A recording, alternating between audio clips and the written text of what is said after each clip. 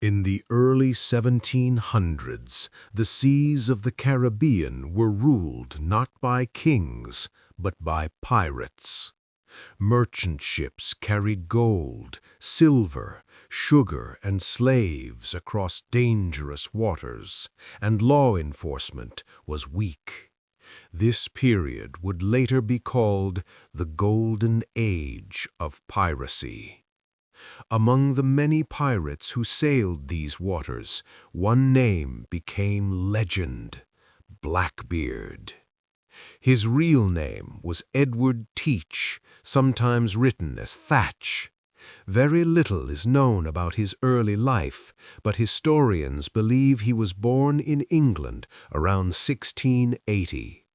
Before becoming a pirate, he likely served as a privateer, a sailor legally authorized by governments to attack enemy ships during wartime.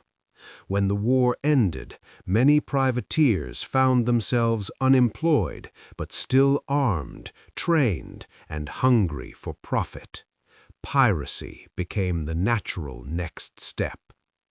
Teach joined the crew of the notorious pirate Benjamin Hornigold in the Bahamas. Hornigold recognized his talent and soon gave him command of his own ship. Teach quickly proved he was not just a fighter, but a strategist.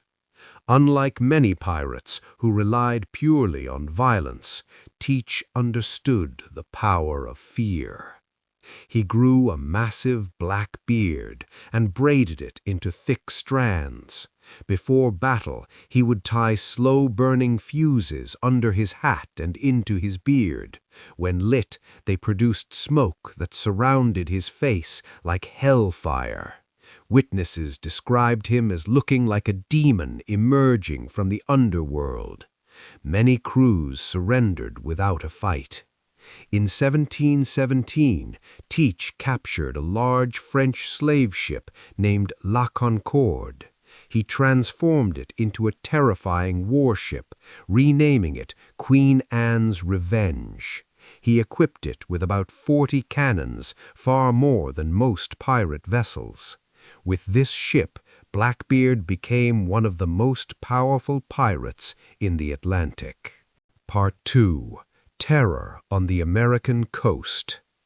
By 1718, Blackbeard commanded a small fleet and a crew of hardened pirates. His reputation spread across the Caribbean and the American colonies. Sailors whispered his name in fear.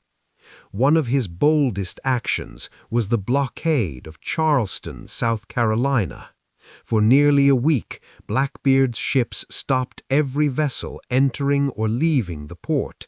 He captured passengers, looted cargo, and effectively shut down one of the most important cities in the region. Surprisingly, he did not demand gold. Instead, he asked for a chest of medicine.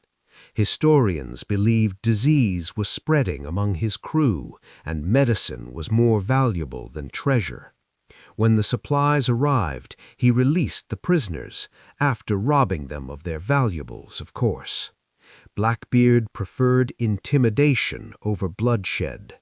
Dead victims meant fewer witnesses, but intact cargo meant safer operations.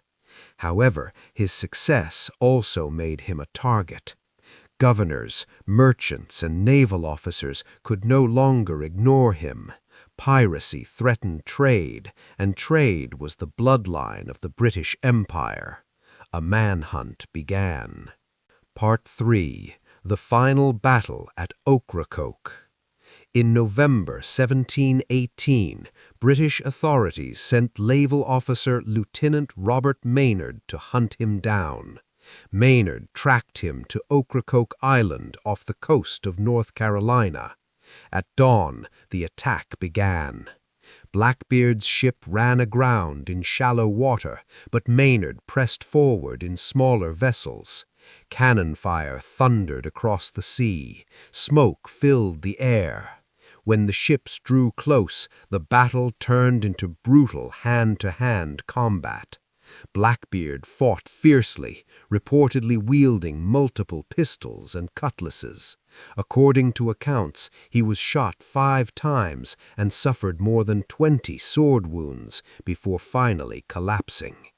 Even in death, he terrified his enemies. Legend says that after his head was cut off and his body thrown into the sea, the headless corpse swam around the ship several times before sinking. Whether true or not, the story only deepened his myth. Maynard hung Blackbeard's severed head from his ship's bowsprit as proof of victory. The most feared pirate of the age was dead. Part 4. The Legend That Never Died. But death did not end the story. Legends quickly spread that Blackbeard's ghost still haunted the waters around Ocracoke. Sailors claimed to see mysterious lights or hear strange sounds on foggy nights. Stories of hidden treasure also emerged. Many believed he buried vast riches somewhere along the American coast, though no confirmed hoard has ever been found. In 1996, underwater archaeologists discovered the wreck of the Queen Anne's Revenge off North Carolina. Cannons, anchors, and artifacts confirmed the ship's identity, bringing history and legend together. Today, Blackbeard remains the ultimate symbol of piracy, a figure larger than life, both terrifying and fascinating.